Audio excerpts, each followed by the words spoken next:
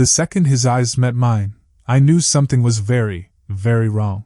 I pushed open the glass door to Daniel's new office, a proud smile tugging at my lips. My son had worked hard for this promotion, and today was the day I'd finally meet the man who had supposedly seen his potential, guided him, and given him the break he deserved. But the moment Mr. Mark looked up from behind his desk, everything inside the room shifted. His eyes froze. The color drained from his face so quickly I thought he might faint. His hand, holding a pen, trembled against a stack of files, the tip scratching an accidental black line across the page. He whispered my name, barely audible, almost like he wasn't even conscious of saying it. David. The way it left his lips, it wasn't a greeting. It wasn't recognition. It was fear. Daniel, standing beside me, frowned. You two know each other? He asked, his tone caught between curiosity and disbelief. I opened my mouth, but nothing came out. My chest tightened. The office smelled faintly of strong coffee, but underneath it was something sharp, metallic. It reminded me of blood. I blinked hard, convincing myself I was imagining it. Mark recovered quickly, or at least he tried to. His lips curved into a smile, but it was the kind of smile you see on actors who've forgotten their lines. Stiff, forced. His hands never stilled on the desk. Fingers drummed too quickly, then stopped altogether. Your father, he said, his voice breaking slightly. I didn't realize he was. Daniel, this is a surprise. Daniel chuckled, oblivious. Well, I wanted him to see where I work now. He's been asking to meet you for weeks. I couldn't tear my gaze from Mark. The man couldn't look me in the eye for more than a second before darting his focus back to the files, the computer, the floor, anywhere but me. And in those fleeting glances I caught it. A flicker of guilt. A shadow of recognition. He knew me. Not in the casual, I've seen you around sense. No. This was deeper. This was the kind of recognition that carried weight. The kind that made his throat tighten as though he were swallowing down something poisonous. I forced a polite smile, masking the unease crawling under my skin. Pleasure to finally meet you, Mr. Mark, I said, extending my hand. His hesitation was a beat too long. Then he shook it, but his grip was clammy, weak. His skin felt cold, like someone who'd just come in from a winter storm. Daniel glanced between us again. Dad's been excited. He talks about how much you've helped me already. Mark's lips stretched into that same uneasy smile. Of course, of course. Daniel's a bright young man. Very dedicated. Dedicated.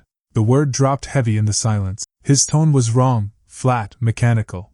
I studied him carefully, noting the way his shoulders stiffened, the vein in his temple pulsing. He was trying so hard to appear composed, but his body betrayed him. Something wasn't right. I didn't know what, but I could feel it tightening like a noose around my neck. I glanced around the office, trying to ground myself. The blinds were half open, letting in strips of late afternoon sunlight. Papers were neatly stacked, a few trophies gleamed in the corner, and a faint hum from the air conditioner filled the room.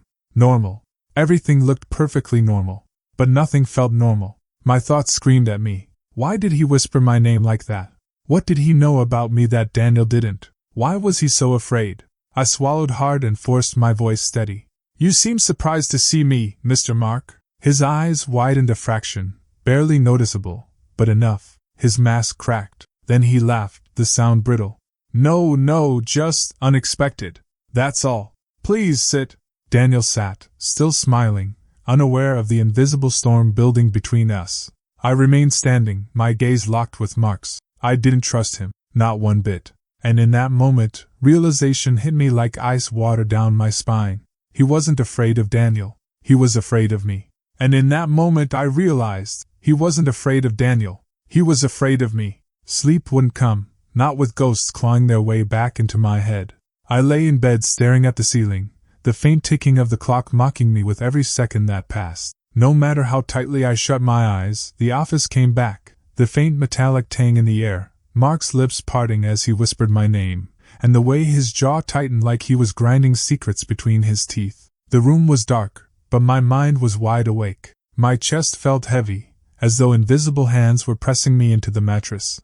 A whisper from the past surfaced, sharp and unwelcome. One day your past will knock on your front door. Uncle Robert's voice, rasping and low, crawled into my thoughts like smoke. I sat up, swinging my legs over the side of the bed.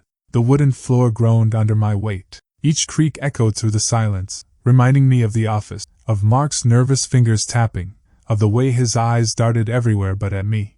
"Dad?" Daniel's voice broke my trance. I glanced at the doorway. He stood there in a t-shirt and sweatpants, his hair a mess, his expression worried. "You okay? You've been pacing." I forced a half-smile. "Couldn't sleep. Just too much coffee." His brows furrowed. "Coffee doesn't make you look like this. Your hands are shaking." I quickly clasped them behind my back. He noticed too much. Always had. "I'm fine, Daniel.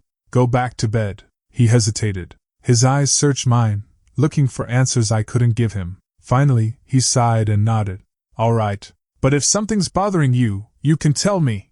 I mean it." When he left, I released the breath I hadn't realized I was holding. My throat burned from swallowing down words I wasn't ready to say. I walked to the window and pulled the curtains slightly aside. Outside, the street was quiet. A single lamppost flickered, casting long shadows that stretched like claws across the pavement. It felt like the night itself was watching me. Mark's face flashed in my mind again.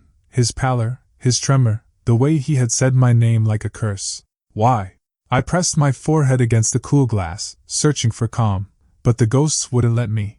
Memories I had buried clawed at me, demanding to be acknowledged. My brother's laughter at a family barbecue. The hushed arguments when he thought no one could hear. The day Uncle Robert warned us about consequences we weren't ready to face. I whispered into the empty room. "Maybe it just did, Uncle.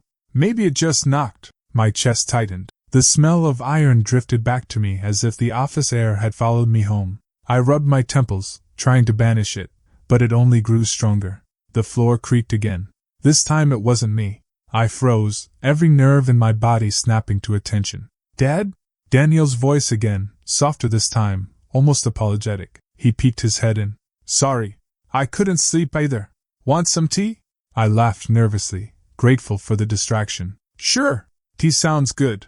We sat at the kitchen table minutes later, the kettle whistling faintly before Daniel poured 2 steaming cups. The scent of chamomile filled the air, warm and soothing, but I couldn't let it reach me. Daniel studied me over the rim of his mug. "You're thinking about work, aren't you? Or was it Mark?" The name cut sharper than I expected. I must have flinched, because his eyes narrowed. "You do know him." I set my cup down carefully, too carefully, as if sudden movement might break everything. "Not the way you think," I muttered. He leaned forward, his tone urgent. "Dad, what's going on? You walked into that office and he looked like he'd seen a ghost. And now you're up all night pacing. You have to tell me something." I met his gaze, my mouth dry. "I can't. Not yet." He slammed his palm against the table, the sound ringing in the quiet kitchen. "Then when?" "When it's too late." His anger cut, but I stayed silent. The truth would shatter more than just tonight. Instead, I whispered, almost to myself, "Some things can't stay buried forever." Daniel's face softened, confusion clouding his features. He didn't push again. He just nodded, though the hurt lingered in his eyes. We finished our tea in silence. When he finally left, I sat alone, staring into the dregs at the bottom of my cup. The swirling patterns looked like shadows, ghosts refusing to sink. And the worst part? Uncle Robert's warning had just begun to make sense. And the worst part? Uncle Robert's warning had just begun to make sense. People were whispering about me, as if I had already been judged. The hum of the fluorescent lights filled the corridor, loud enough to mask most voices, but not mine. My name slipped through the cracks like smoke. "That's him." "Yeah. He doesn't know yet." I stopped mid-step, my shoes pressed flat against the tiled floor. Their whispers carried the same weight as a courtroom verdict. My throat tightened. "Didn't know what?" I turned my head just slightly, careful not to give myself away. Through the glass reflection on a framed certificate, I caught sight of Daniel's colleagues, 2 young men and a woman, huddled together near the water cooler. Their bodies leaned close, their eyes darting nervously toward me, then away as if my very presence burned. The woman tugged at her sleeve, anxious. The taller man rubbed the back of his neck until it turned red. They weren't gossiping. They were afraid. And of me. I stepped forward deliberately, my footsteps echoing down the hall. Their conversation cut off instantly. Smiles, too quick, too brittle, spread across their faces. "Mr. Walker," one of them stammered. "We didn't know you were still here." I forced a smile. Clearly. The 3 of them exchanged glances, and for a split second I saw it. The same look Mark had given me in his office yesterday. Recognition. And fear. I brushed past them, but my ears were on fire, trying to cling to any lingering fragment of their whispers. One phrase clawed back into my head. He doesn't know yet. Know what? Daniel's voice pulled me from the spiral. Dad, you ready? He appeared from his office, folder tucked under his arm, oblivious to the tension clinging to the air. His smile was natural, easy, the kind that used to make me proud. Yeah, I said, swallowing the gravel in my throat. Behind him, Mark emerged. His presence filled the hallway like static. He walked with precision, each step calculated, each movement rehearsed. Mr. Walker, he greeted, extending his hand. His voice was smooth, but his knuckles were white against the folder he held. I clasped his hand firm. And there it was again, the faint metallic smell, sharp and unnatural, creeping into my nostrils. It was impossible. Offices didn't smell like iron. Unless, his smile wavered. It was good seeing you again. Again. I didn't miss the slip. You too, I replied evenly, though my insides twisted. Daniel glanced between us, oblivious to the silent war being waged in micro-expressions and handshakes. Well, I'll see you both tomorrow, Daniel said cheerfully, stepping past us toward the elevators. Mark held my gaze for one fraction of a second too long before following my son. His smile didn't falter, but his jaw ticked, muscles tightening as though words wanted to escape, but he chained them down. The hall emptied. I stayed behind, staring at my reflection in the glass frame. My face looked older than I remembered. Tired, haunted. I whispered to myself, they know something. About me. The fluorescent hum above seemed louder, almost mocking. By the time I reached the parking garage, my hands still smelled faintly metallic. I rubbed them against my jeans, desperate to shake it off. Daniel slid into the driver's seat. Dad, you look pale. Are you okay? I forced a chuckle. Just tired. He started the car. The engine's low growl filled the silence, but my thoughts were louder. The whispers, the fear, Mark's slip of the tongue. I turned to my son. Daniel, did you ever tell your colleagues anything about me? He frowned. Like what? Anything. My past. Our family. He shook his head quickly. No. Why would I? Because they knew my name before I told them. Daniel's knuckles tightened around the steering wheel. Are you sure?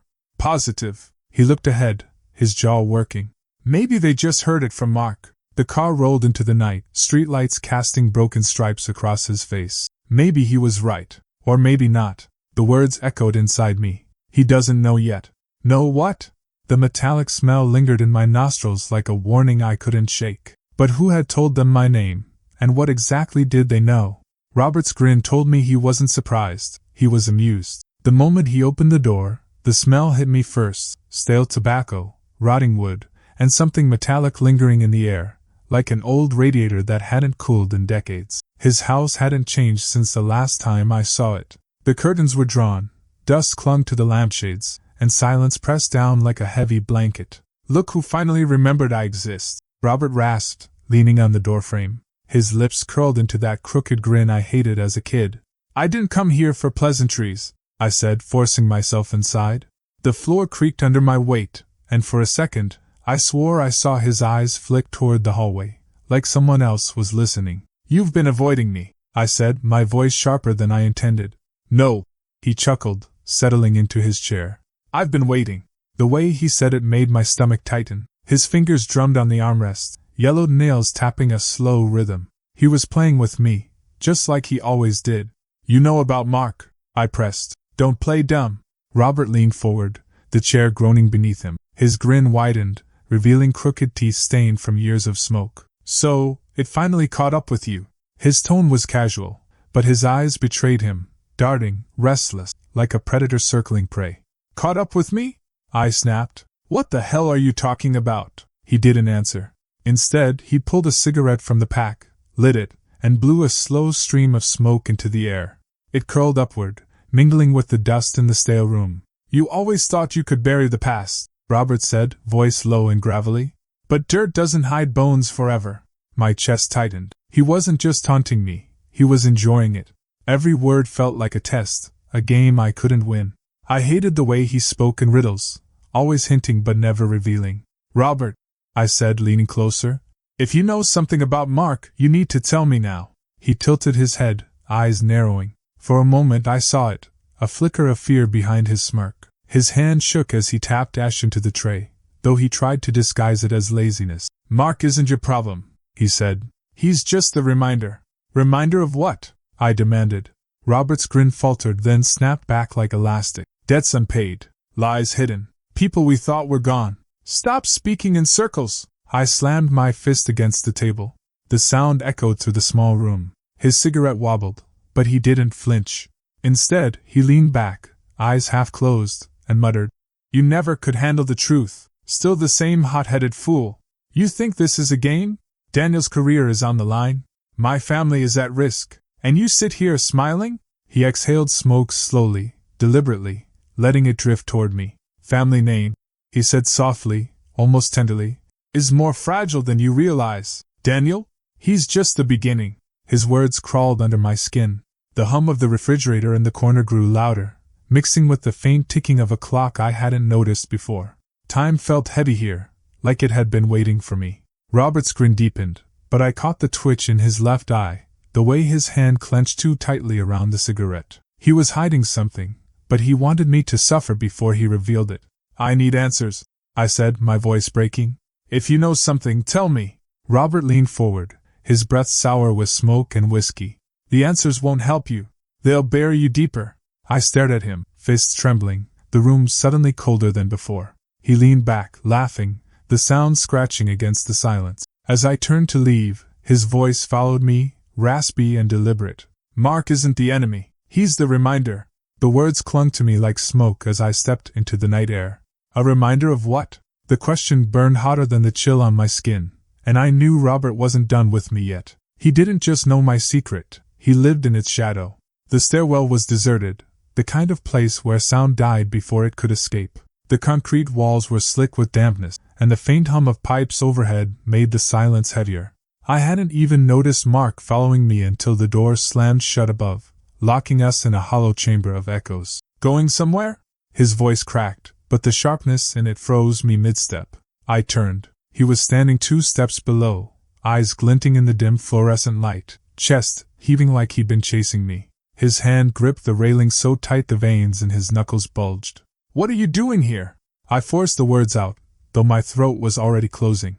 "You thought no one would ever find out," Mark hissed, moving closer, his footsteps slow, deliberate. My pulse hammered against my ribs. His face was tight, jaw clenched, but his eyes, those betrayed him. They flickered with something raw, a mix of fear and fury. "Find out what?" I asked, though my voice sounded hollow even to me. He scoffed, a bitter sound that echoed up the stairwell. "Don't insult me. I know what you and Robert did." The words hit me like ice water. My chest caved, breath short. I wanted to deny it, to laugh it off, but the way he looked at me, like he had been carrying this weight for years, made my tongue heavy. Memories clawed at me. That night. The smell of gasoline. Robert's hand gripping my shoulder, forcing me to look. The muffled scream that still sometimes tore me out of sleep. I swallowed hard. "You don't understand. Don't I?" Mark cut me off, stepping so close I could see the sheen of sweat on his brow. His hand brushed against the railing, trembling, though his voice sharpened. "Daniel doesn't deserve to pay for your sins." The words sliced me open. "Daniel, my son, my blood. You leave him out of this." I snapped, louder than I meant to. My voice bounced off the concrete, sharp in the stale air. Mark leaned forward until his breath mingled with mine. Tobacco, coffee, and something bitter, regret maybe. His lips twisted into a bitter half-smile. "I tried to. But Robert made sure none of us could." The stairwell felt smaller now, suffocating. The damp air clung to my skin. Mark's face was inches from mine, and I could see the twitch in his jaw, the flicker in his eyes when he said Robert's name. His anger wasn't steady. It shook, like a fire barely controlled, and that terrified me more than rage ever could. I wanted to push past him, to end this confrontation, but my legs felt locked. The past wasn't just resurfacing, it was dragging me down with it, drowning me in details I had tried so hard to bury. Mark lowered his voice, almost a whisper. "You walk around like nothing happened, like lives weren't destroyed. But I remember. Every detail." His words coiled around me like a noose. I opened my mouth, but nothing came out. "You think this is about your career? Or Daniel's future?" Mark said, his hand tightening on the railing until it squealed. "No. This is about the night you and Robert made your choice. And now, someone else is making theirs." I felt my stomach drop. The way he said it wasn't a threat, it was a promise. "Mark," I whispered, desperate. "Please." He turned abruptly, pushing past me toward the door. His shoulder slammed into mine, a deliberate shove that nearly knocked me off balance. Just before the door creaked open, his voice cut through the stale stairwell air one last time. "You'll watch Daniel pay, and then you'll understand." And the worst part? He was right. Daniel was about to pay the price. It wasn't Daniel's mistakes that haunted him, it was mine. At first, I thought Daniel was just overthinking. He'd come home later than usual, loosen his tie with a sigh, and sit silently at the dinner table. His fork would scrape against the plate without him actually eating. But then the signs piled up, too many to ignore. One night, he tossed a thick stack of papers onto the table, the edges smudged with ink, the faint odor of burnt toner drifting up like the ghost of his failed effort. "Rejected. Again." His voice cracked like glass. I leaned forward, trying to read the cover page before he could hide it. "Your design proposal? Third one this month," he said bitterly. His jaw tightened, and for a moment his lips trembled as if he wanted to cry but refused to let himself. "Dad, did I do something wrong?" The words hit me harder than any fist ever could. I wanted to tell him the truth, that none of this was his fault, that his boss wasn't scrutinizing him, but punishing me through him. But my throat closed. I couldn't shatter him with that knowledge. Instead, I forced my tone steady. "No, Daniel. You're doing everything right.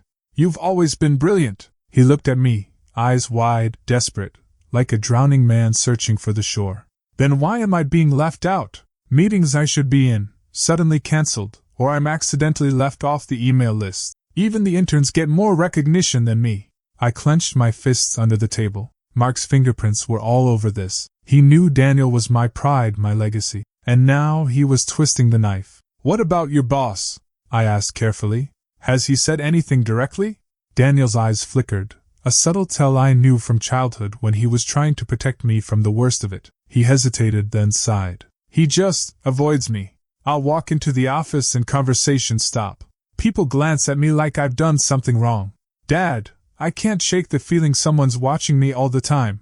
I felt my stomach knot. Invisible eyes, cold stares, classic isolation tactics. Daniel pushed back his chair abruptly, pacing the room. His shoes clicked against the wooden floor, sharp and uneven, like the rhythm of his spiraling thoughts. "I worked my ass off for that promotion. Everyone knew it was mine.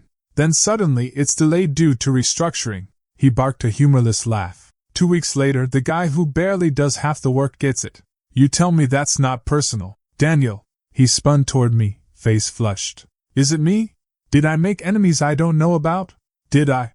His voice broke. He pressed his palms to his eyes, dragging down his face as if trying to peel away the shame. I stood, crossing the room to place a hand on his shoulder. He stiffened, then exhaled slowly, letting his weight sink into my touch. "You're not the problem," I whispered, though the words felt like lies stitched together with trembling thread. "Someone is targeting you, and we're going to figure out why." Daniel's breathing slowed, but his body language betrayed the storm inside, his fists clenching, unclenching, his jaw grinding as if chewing on every rejection, every stolen opportunity. "Promise me, Dad," he said, voice low but sharp. "Promise me it's not me." The urge to tell him everything surged like fire in my chest. To confess that Mark was pulling the strings, shadowing his every move, dismantling his career brick by brick just to get to me. But how could I? To admit that his failures were rooted in my past would destroy him, so I lied. "For his sake. I promise." He searched my face, scanning my eyes for cracks in my words. His lips parted slightly, then pressed into a thin line. Finally, he nodded, but it wasn't belief, it was resignation. Later that night, after Daniel went to bed, I sat alone with his rejected files spread across the table. The ink smears blurred beneath my eyes as I thought about every moment Mark had smiled at me across boardrooms, every fake handshake, every nod pretending to be an ally. I should have seen this coming. Mark didn't just want to ruin me. He wanted to poison everything I loved, to watch Daniel collapse under the weight of betrayals he didn't deserve. I pressed my palms against the table, feeling the paper crinkle under the pressure. The room was silent, except for the faint hum of the refrigerator, a sound that felt too loud in the hollow emptiness of my kitchen. For the first time in years, I felt powerless, not because of what Mark was doing to me, but because of what he was doing to my son. And as I sat there in the dark, staring at the rejected proposals that should have been Daniel's triumphs, I knew one thing with bone-deep certainty, and I knew Mark wouldn't stop until he took everything from us. The past wasn't dead, it had been carefully preserved in ink and dust. The archives smelled like a coffin. A stale, suffocating mix of mildew and forgotten paper clung to my clothes the moment I stepped inside. The fluorescent lights hummed overhead, some flickering in a broken rhythm that made the silence feel alive, as if the room itself was breathing. I shouldn't have been there after hours, but desperation has a way of bending rules. Daniel's career was collapsing piece by piece, and Mark's shadow loomed over every detail. If I wanted answers, they weren't in the present, they were buried here, in the past. The clerk barely looked at me when I requested access to the restricted records. His fingers, ink-stained and trembling, slid a heavy box across the counter. "Last name you said?" he muttered. "Robert." My own voice sounded foreign, like I was confessing something I'd buried decades ago. The man nodded without lifting his eyes, then vanished into the maze of shelves. When he returned, the box in his hands looked older than me.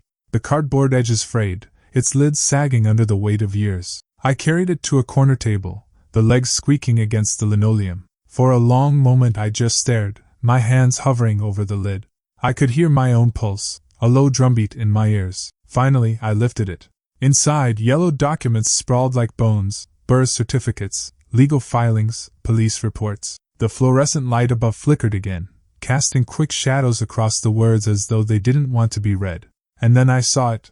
Robert's name, scrawled on a police statement, tied to a corporate fraud case I had tried to forget. My chest tightened. The more I flipped, the clearer the pattern became.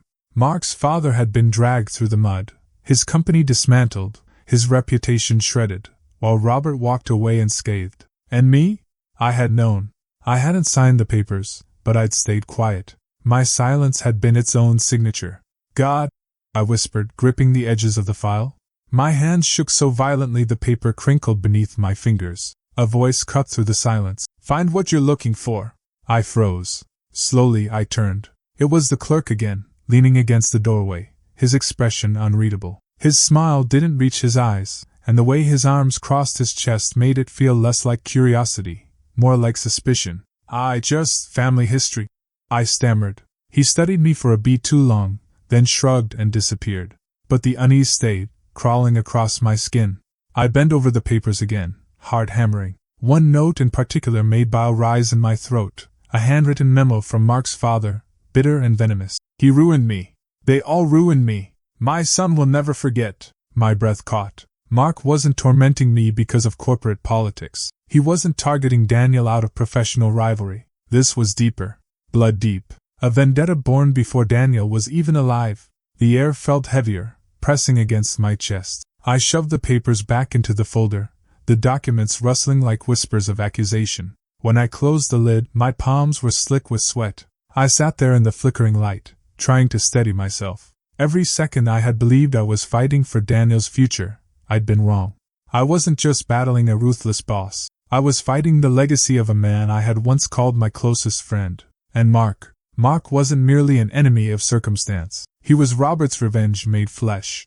Robert's laughter was the sound of a knife twisting in my back. I stormed into Robert's house before he could sip another drop of that stale whiskey. The living room reeked of it, sharp and clinging, like the ghost of every bad decision he'd ever made. Dust hung in the corners, unmoved by years of neglect, and the ticking of the clock on the wall carved through the silence like a metronome marking my growing rage. He was sitting in his usual armchair, feet propped up on the coffee table, grinning with a casual arrogance that made my stomach churn. His eyes glittered with amusement, but it didn't reach the slur of his words. "Ah, you finally made it," he said, voice thick with mockery. "I was wondering how long it would take for you to sniff me out." "I'm done guessing, Robert," I snapped, my fists curling at my sides. "I want the truth." He laughed, a wet, rattling sound that bounced off the cracked walls. "The truth?" He leaned forward, resting his elbows on his knees. "You really think I'd let you walk around thinking you mattered more than a pawn? Did you really believe I'd take all the blame?" My pulse hammered. Every word he spoke felt like shards of glass pressed against my chest. I forced myself to step closer, the floorboards groaning under my weight, the smell of whiskey thickening in my lungs. "You sent him after me," I said quietly, each syllable sharp with accusation. "Mark, all of this was your doing." Robert tilted his head, as if the revelation amused him more than it disturbed him. "Pointing Mark in your direction?" His grin widened. "Yes. You were the soft target, brother. The easiest one to scare, to manipulate. I had to protect myself, after all. And of course, it's much more satisfying to watch you squirm while someone else pays the price. My hands trembled. I wanted to throw something, to strike, but the fury and disbelief tangled into a knot that stopped me. The room seemed to shrink, the air thick with the stench of whiskey and betrayal. That ticking clock on the wall grew louder with each second, counting out my patience, mocking my rising fury. You would betray me like this? I managed, voice shaking with a mix of horror and rage. Blood shouldn't mean nothing. He shrugged, casual, almost bored. Blood doesn't protect you from consequences, brother. You should have known better than to think loyalty meant protection. I survived because I was clever. You, not so much. His eyes glinted with a cruel satisfaction. I could feel the weight of all those years crash down on me. The favors I'd covered for him, the secrets I'd held, the blind trust, all meaningless now. He had chosen survival over family, cunning over conscience, and I had been complicit in my own humiliation. Robert leaned back, letting the chair creak under his weight. Don't look at me like that. Mark's anger, his threats, they're all extensions of what I set in motion. You were just convenient. I wanted to scream, to shake him until he understood the depth of my anger, the betrayal. Instead, I took a step back, swallowing the bile that rose in my throat. The cold truth settled like ice around my heart. I wasn't just fighting Mark. I was fighting my own brother. The clock's ticking continued steady, merciless. My fists remained clenched at my sides, knuckles white, as Robert's laughter echoed behind me, a constant, grating reminder of how easily trust can be twisted into a weapon. I turned to leave, the floorboards groaning with each step, and his final words followed me like a shadow. Remember, brother, sometimes the ones closest to you are the ones who stab the deepest. I swallowed hard, the room spinning slightly as anger, grief, and disbelief collided. Outside, the night air hit my face, cold and bracing, but it wasn't enough to wash away the sting. I realized then, with a hollow certainty, that the war I had prepared for, against Mark, against fate, against circumstance, was far more personal, far darker than I had imagined, and the battlefield had been in my own family all along. If Mark wanted revenge, I'd give him something he couldn't escape. The house was quiet, too quiet, as though it had grown wary of my presence. The kitchen lights flickered against the dark corners, throwing shadows that danced like ghosts across the walls. The smell of strong coffee mixed with the faint musk of old wood, filling the space with a bitter warmth. I sat at the table, late into the night, surrounded by scattered papers, folders, and half-empty mugs, my pen scratching across a notebook as I mapped every step of the plan I had been forced to craft. Daniel, blissfully unaware, had assumed I was helping him organize his work. He hadn't noticed how I paused to mark Robert's name on the timeline, or how I highlighted connections that would expose Mark's vendetta. My hands shook occasionally, not with fear, but with the intensity of concentration, the electric tension of a trap being laid. Every folded document, every hidden recording, every whisper of Robert's drunken admissions was a thread, weaving a net that I intended Mark to fall into. I muttered under my breath, words clipped and tense. All the lies, all the threats, it ends now. The silence of the house was profound. Floorboards creaked intermittently under my weight, each sound a reminder that I wasn't alone in my own plan. Daniel's bedroom door was slightly ajar, a warm rectangle of light spilling into the hallway, and I could hear the soft hum of his late-night study playlist. For a moment, I envied his innocence, the oblivion that shielded him from the storm brewing just beyond the walls. Mark had underestimated me. He had always assumed that fear would dictate my choices, that my past mistakes would chain me to inaction. But tonight, fueled by weeks of watching Daniel struggle, of seeing his confidence erode under threats he didn't even understand, I was resolute. The pen paused as I traced a line connecting Robert's confession to Mark's movements, the logic of exposure snapping into place. I leaned back, rubbing my temples, the coffee bitter and strong on my tongue. The plan was intricate, delicate.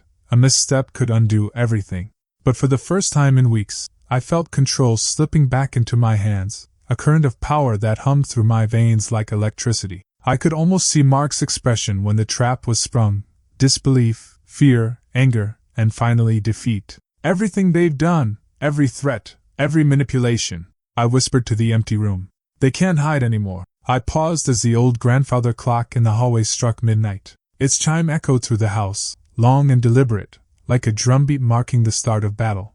My hands went back to the papers, rearranging, annotating, connecting dots. Robert's sly, glittering eyes in my memory, his betrayal still fresh, drove my focus. I wasn't just exposing Mark, I was reclaiming the dignity that had been stolen from me. The scratch of my pen and the rustle of paper became a rhythm, a heartbeat for the trap I was building. Every file on Mark's father, every hidden email, every clandestine recording of Robert's drunken boasts was part of a mosaic that would reveal the truth. Daniel's trust, Robert's treachery, and Mark's vendetta were all threads of a tapestry I was finally weaving into clarity. Hours passed unnoticed. I barely moved, the only sound the occasional floorboard creak or the hum of the refrigerator. My eyes burned from concentration, but I welcomed it. This focus, this preparation, was a weapon against the chaos Mark had thrown into our lives. And yet, despite my confidence, a cold prickle ran down my spine. I knew the trap was dangerous, not just for Mark, but for anyone in its path. I couldn't help the flicker of doubt that passed through me. I underestimated how far Mark was willing to go. I set down my pen, inhaling the sharp, bitter scent of coffee, and glanced around the kitchen. The trap was nearly complete, the pieces almost ready. But even as I felt the thrill of control, a shadow of dread whispered in the back of my mind. Mark wasn't just an opponent, I had glimpsed the depths of his obsession, and it terrified me. Tonight, the game had changed. And tomorrow, when the first move was made, there would be no turning back. The night air pressed against the windows, silent and cold. Outside, the world slept. Inside, a storm was gathering, one that would make them all pay. Mark didn't just attack me, he destroyed my son. The moment Daniel walked through the door, I knew something was wrong. His face was pale, drained, and his hands trembled as he clutched a crisp white envelope. The smell of fresh printer ink hit me first, sharp and metallic, making my stomach twist. I tore it from his hands, and the words stared back at me like a knife. Effective immediately. Your employment has been terminated. Daniel sank into the nearest chair, shaking, as if the weight of the world had fallen on his shoulders. Why is he doing this to me? His voice was barely above a whisper, breaking in panic. His usual confident tone, the one I had watched him carry into every boardroom, was gone. He looked at me with pleading eyes, and for the first time, I felt powerless, not for myself, but for him. I clenched my fists until my knuckles turned white. Rage surged through me, hot and suffocating. Mark hadn't just attacked me, he had targeted Daniel, my son, striking at the one person I would do anything to protect. The carefully laid plans, the documents, the recordings, they suddenly felt too slow, too cautious. Mark had already drawn blood, and now time was a luxury I could not afford. Daniel, I said, my voice trembling, more with fury than fear. Look at me! Look at me! He flinched at the intensity, his eyes searching mine for guidance. This isn't your fault. None of this is your fault. But I did everything right. He stammered, voice cracking. I followed every instruction. I worked late. His hands shook, gripping the letter as though it were the last lifeline keeping him afloat. I slammed my palm onto the table, the sound echoing in the kitchen like a gunshot. Daniel, listen! I snapped, my tone sharp, controlled, directed not at him, but at the storm raging outside our home, the unseen hand of Mark trying to dismantle everything. Mark is doing this to hurt me. He wants to see me broken. That's why he's targeting you. The ticking of the wall clock became deafening, each second stretching the tension, pressing down on us. The smell of printer ink lingered, sharp in my nostrils, mingling with the bitter tang of coffee from the night before. I realized the trap I had been building. It wasn't enough yet. I needed to accelerate, to act faster than Mark ever anticipated. Daniel's eyes widened as he absorbed the gravity of the words. But what can we do? He's Mark. My jaw tightened. We fight. We take everything he thinks is safe and turn it into his nightmare. I promised myself I wouldn't let him win, Daniel. And I won't. Not now, not ever. He nodded slowly, swallowing back fear, but I could see it still there, lurking behind his defiance. The cold edge of Mark's threat had reached us before my plan had matured, and it made the next steps even more crucial. I had to act, not just to protect Daniel, but to strip Mark of every advantage, to expose him, to make him regret ever thinking he could control us. I glanced at the scattered documents, recordings, and hidden confessions sprawled across the table. They were more than evidence, they were weapons. Each secret, each betrayal, each whispered lie from Robert or Mark himself could be turned into leverage. My mind raced, orchestrating the next moves with precision, and yet, beneath the surge of strategy and rage, a thread of fear twisted through me. Mark wasn't just playing a game of chess, he was playing with fire, and my family was already smoldering at his hands. The sight of Daniel, slumped in defeat, ignited something primal in me. That night, the house was filled with an uneasy silence. The only sounds were Daniel's quiet breathing and the faint creak of the floorboards under my pacing. The lamp cast long shadows across the room, exaggerating my movements, making them appear larger, fiercer, unstoppable. And I swore it aloud, the words slicing through the darkness like a blade. Mark thinks he's won. But tonight I'll make him pay. Every last bit. I'll burn him down to ash. The fire in my chest burned hotter than ever. I could taste it in the air, feel it on my skin. The trap was ready, the pieces in motion, but Mark had already forced my hand, drawing blood before I could strike. The game had escalated, and there was no turning back. Outside, the wind rattled the windows. Inside, a war had begun. Allies can come from unexpected places, but so can spies. The cafe smelled of cinnamon and roasted coffee beans, the warm aroma clashing with the chill that ran down my spine as I spotted Sarah sitting alone at a corner table. Her posture was tense, shoulders hunched, as if the very air around us carried secrets she was desperate to unload. I slid into the seat across from her, keeping my eyes locked on hers. There was fear there, yes, but also resolve. I didn't know who else to trust, she whispered, her voice trembling. But I've seen things about Mark, and about Robert. She glanced over her shoulder, paranoia flickering in her eyes, and leaned in closer. Her breath smelled faintly of peppermint, the kind that clung to her after too many late-night coffees. He's been digging into your past, checking every file, every record. Daniel, he's collateral. You have to know that. My chest tightened. Every nerve in my body screamed with the truth I'd feared to face. Sarah, what did you see? I asked, voice low, urgent. My mind raced. Was this the lead I needed to finally corner them both? She swallowed hard, her hands trembling as they gripped the edges of the table. Robert, he was at the office weeks ago. Alone. No one knew why he was there, but I saw him. He wasn't just visiting. He was looking for something. Files, folders, he knew exactly where to go.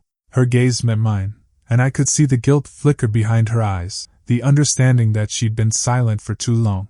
I could feel it, the puzzle pieces clicking together. Robert and Mark weren't acting separately. They were a single, coordinated force, and I had been standing blind in their storm. The rage bubbled beneath my skin, hot and suffocating. My fists clenched under the table, nails digging into my palms. Sarah slid a flash drive across the worn wooden surface, her hand icy cold. The metal bit into my fingers as I picked it up. You'll want to hear this, she said, voice barely above a whisper, urgency laced with fear. I've copied everything I could. Conversations, emails, recordings. I stared at the tiny device like it was a grenade. One wrong move and everything could explode. My mind buzzed with questions, strategies, warnings. Could I trust her completely? Could this be a trap? Every instinct screamed caution, yet the need for leverage was overwhelming. Why now? I asked, my tone sharp, controlled. Why come to me? Sarah's lips pressed into a thin line. Because I couldn't watch Daniel suffer anymore. And because I think Mark suspects me too. If he finds out I gave this to you. Her eyes darted toward the cafe entrance, every shadow a potential threat. You need this. You need to know what you're up against. I nodded, swallowing the lump of fear and adrenaline that rose in my throat. My plan had been precise, methodical, but this was something else entirely. The game was changing, and the rules were being rewritten before I could even breathe. The cafe around us seemed oblivious, the chatter and clinking cups a stark contrast to the storm building in my mind. Each second was precious, each detail a weapon I had yet to wield. I slipped the flash drive into my pocket, the cold metal burning against my skin, a reminder that the stakes had never been higher. Thank you, Sarah, I said, my voice low but firm. You just saved more than Daniel. You saved me from walking blind into a trap. She gave a small, almost imperceptible nod, her hand trembling as she sipped her coffee. Her eyes, however, held a shadow of fear that mirrored my own. Allies, I reminded myself, could turn into enemies in a heartbeat. Trust was a dangerous currency, but right now, it was all I had. And then I opened the flash drive. The files loaded, the first recordings playing through my laptop speakers in the quiet of my study. My stomach turned. Every whispered confession, every hidden maneuver, every calculated betrayal I'd feared. It was all there, more damning than I had imagined, and in that moment I realized the truth. I wished I hadn't opened it. The war had escalated beyond anything I'd prepared for, and the line between ally and spy had blurred forever. Robert's voice from the past was now my sharpest weapon. I sat in the dim light of my study, the soft hum of my laptop filling the room, when the flash drive whispered its secrets to me. The air smelled faintly of old paper and the faint burn of my neglected coffee, a mix that made my stomach twist. My hands hovered over the keyboard, trembling with anticipation and dread. The first recording clicked to life. Robert's voice filled the room, slurred and uneven, carrying the unmistakable scent of whiskey through every syllable. I didn't mean to. His words faltered, then steadied, a cold clarity beneath the drunken haze. Mark's father ruined him. I set it up, and I pulled you in. You were just a shield. I froze. The words sank like lead into my chest. Proof. Undeniable proof. The very confession I had needed for weeks, lying bare in Robert's careless arrogance. Every misstep, every betrayal, catalogued in a voice that wavered between fear, pride, and intoxication. I leaned closer to the speakers, straining to catch every detail. My pulse thundered in my ears, the faint scratching of the fan blending with Robert's voice. You think I'm your brother? You think you know loyalty? His laughter bubbled out, cracking and bitter. No, you were soft, easy, the perfect target. The nausea came in waves, blood pounding in my temples. I gripped the edges of the desk, knuckles white. This was my brother. My own flesh and blood had sold me out, had dragged my name through a storm I hadn't even seen brewing. And yet Daniel's ruined career, the trembling, pale form he had been when I read that termination letter, left no room for hesitation. I pressed pause and closed my eyes. Silence stretched, thick and suffocating, punctuated by the faint creak of the floorboards beneath my chair. The decision loomed: expose Robert and Mark, destroy them both, or bury the truth and save what remained of my family. Justice whispered, hot and relentless, threading through the dread like fire. A second recording began. Robert's voice, this time steadier, more deliberate, admitted the method: documents planted, whispers sown, every misdirection calculated. My stomach churned as I realized the extent of his schemes, how intricately he had manipulated events. You never saw it coming, did you? He slurred, mocking even in his inebriation. I couldn't breathe. Every syllable cut deeper than the last. Rage coiled inside me, sharp and urgent, but so did fear. Fear of what this revelation would do, not just to Mark, but to Robert, to Daniel, to the fragile threads of my own morality. My chest heaved, and yet I couldn't stop listening. The room seemed to shrink around me. Shadows clung to the corners, and the faint hum of the laptop speakers felt like the ticking of a clock counting down to inevitable ruin. Robert's voice, careless, arrogant, dripping with guilt he refused to name, became a weapon in my hands. And yet, the thought of swinging it was horrifying. The power to ruin a man, my own brother, burned in my veins like liquid fire. I replayed the recording. Each slurred syllable, each pause, each confession was a brick in the foundation of my revenge. And as I listened, a cold clarity settled over me. I could no longer wait. Mark had drawn blood first. Daniel had been crushed. There was no turning back. Yet even as the plan crystallized, a shadow of doubt crept in. Weapons, I reminded myself, were only as safe as the hands that wielded them. One wrong move, one misstep, and the destruction I had intended for them could engulf me instead. My hands shook as I saved the files to a secure folder, the metallic click of the hard drive echoing in the silent room like a judge's gavel. I leaned back, the chair creaking under me, and let the weight of the moment settle. Robert's voice from the past had become my weapon, sharpened by years of lies and betrayal. But even as the adrenaline surged, I knew this: weapons can backfire. And mine was about to. The first move had been made. The pieces were in place, and soon the game would turn in ways I could barely imagine. The truth didn't whisper that day, it roared. I stood at the back of the conference hall, heart hammering against my ribs, every nerve alive. The air was thick with polished wood, the faint tang of nervous sweat, and the buzz of quiet anticipation. Hundreds of employees filled the seats, faces bright with expectation for the quarterly meeting.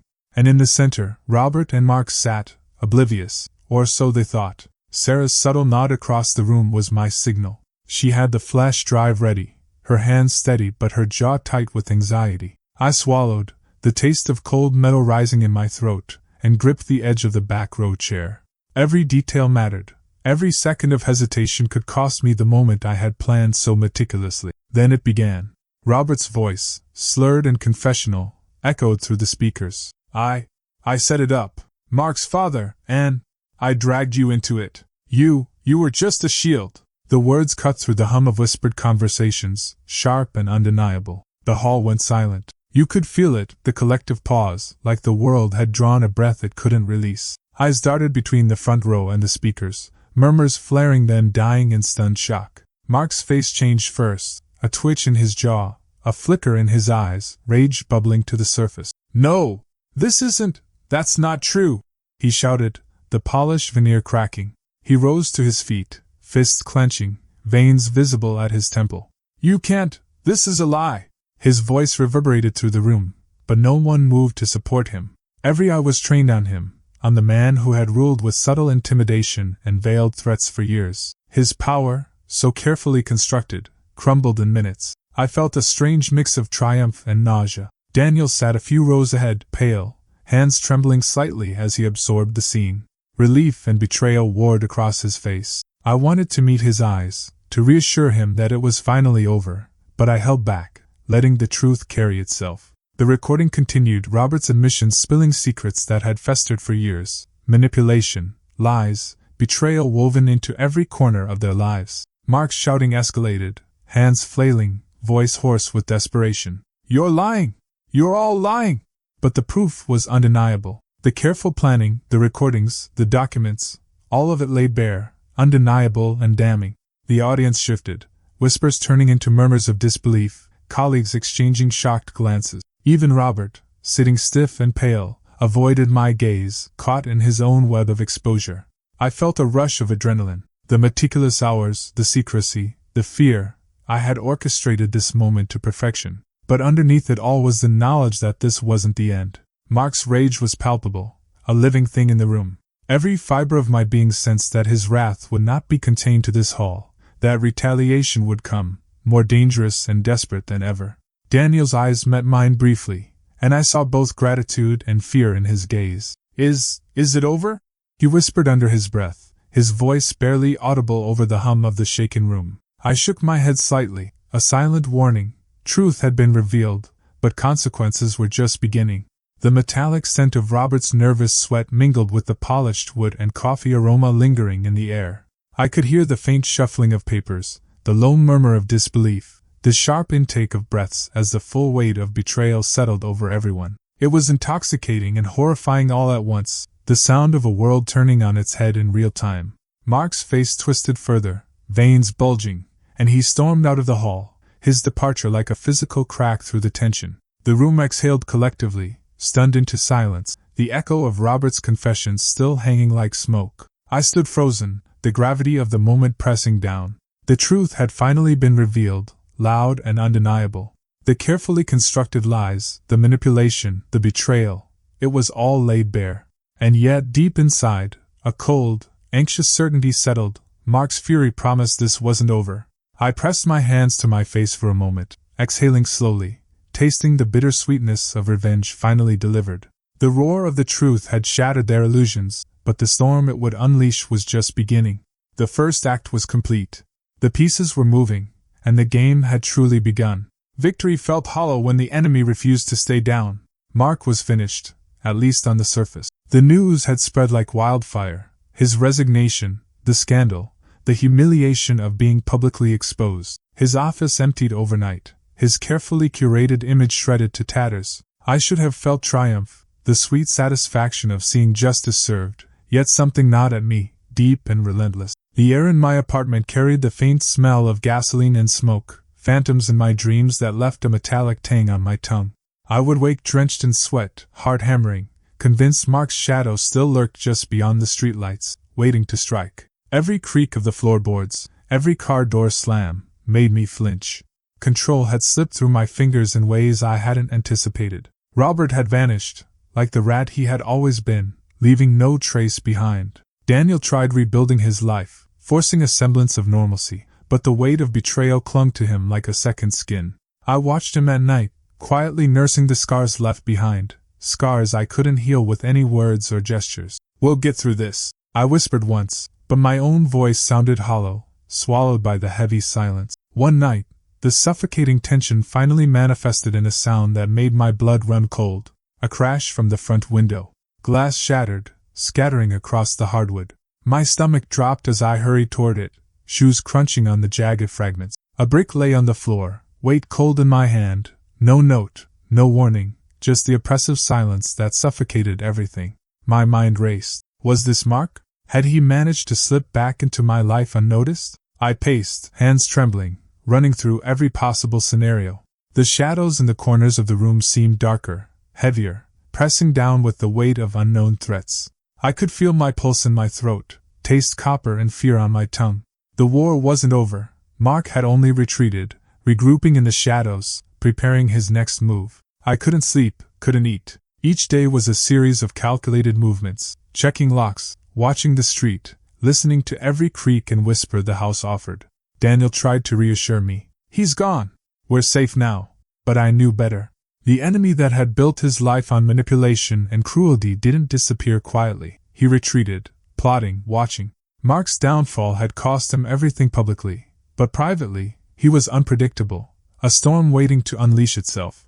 Every passing car, every flicker of movement outside my window, felt like a challenge. My hands itched for the files, the recordings, the proof, the weapons I'd wielded so effectively, but I knew even they couldn't protect me from a man who had nothing left to lose. I sat in the dark one evening, the faint glow of the streetlights casting long, jagged shadows across the living room. The silence was broken only by the occasional hum of a distant car, the whisper of wind through the cracks in the window. And then, when I least expected it, I saw it, a crisp envelope, cream-colored and lying on the doorstep. My name was written in sharp, precise letters, unmistakable. I froze, the air thick with dread. The weight of the moment pressed down on me, suffocating. Every instinct screamed to leave it, to call the police, to wait. But some darker part of me knew I had to see it, had to confront whatever twisted game Mark had set in motion. My fingers trembled as I lifted the envelope, the paper cool and heavy against my skin. Inside was a single sheet of paper, the ink dark and mocking, the handwriting unmistakable. My breath caught as I skimmed the first lines, a cold shiver racing down my spine. The words promised retaliation, a personal vendetta, intimate knowledge of my life, Daniel's life, every fear I had tried to bury. The threat wasn't just implied, it was calculated, precise, and cruel. Victory had been mine, yes, but hollow. The enemy refused to stay down, his presence lingering like a shadow I could neither shake nor ignore. And with this letter, the reality crystallized. The war was far from over. I pressed the letter to my chest, hard hammering, knowing that whatever came next, I had to be ready, because Mark's darkness wasn't finished. The battle had entered its deadliest stage yet. I thought it was over, until the letter arrived. The chaos of the last few weeks had finally started to settle, but a restless tension lingered in the air, like the hum of electricity before a storm. I had tried to convince myself that Mark's defeat was complete, that the threats, the manipulation, and the fear had ended. I was wrong. It arrived on a quiet morning. An envelope, edges smudged with soot and ash, sat on my doorstep as though it had crawled out of fire and shadows. My hands shook, fingers brushing against the coarse, singed paper. I could smell the faint sting of smoke before even opening it. My heart pounded, the metallic tang of fear sharp on my tongue. I hesitated, breath caught in my chest, before finally peeling it open. The page inside was filled with Mark's handwriting, precise and venomous, each letter slashing like a blade. He recounted details only he and I could know, the nights I had tried to bury memories, the moments Robert had dragged me unwillingly into schemes I wished had stayed hidden. Every line was a dagger wrapped in mockery. "Do you remember the night Robert dragged you into my little plan?" he wrote. "The look in your eyes, horrified, yet obedient. The blood you thought was buried? It's still wet, just waiting for you to notice." I felt the stomach drop, bow rising, but there was also a strange calm. I had survived Mark before. I could do it again. My fingers trembled as they traced the words, reading how intimately he knew Daniel's routines, my fears, the fractures I thought were private. He described scenarios where Daniel could be harmed, subtle threats that made my skin crawl. Every syllable carried the weight of obsession, of a man who had no limits. "You think you've won," he continued, But victory is a lie. I watch from the edges. I know the patterns. I know who you are, and I know who you love. Your son will never be truly safe, not while I breathe. I swallowed, the words burning in my mind. The smoke smell from the envelope seemed to settle into my lungs, heavy and suffocating. I wanted to scream, to throw the paper into the fire, but my hands refused to act on impulse. I needed to read every word, to feel the full force of his message, to understand exactly how deep this shadow ran.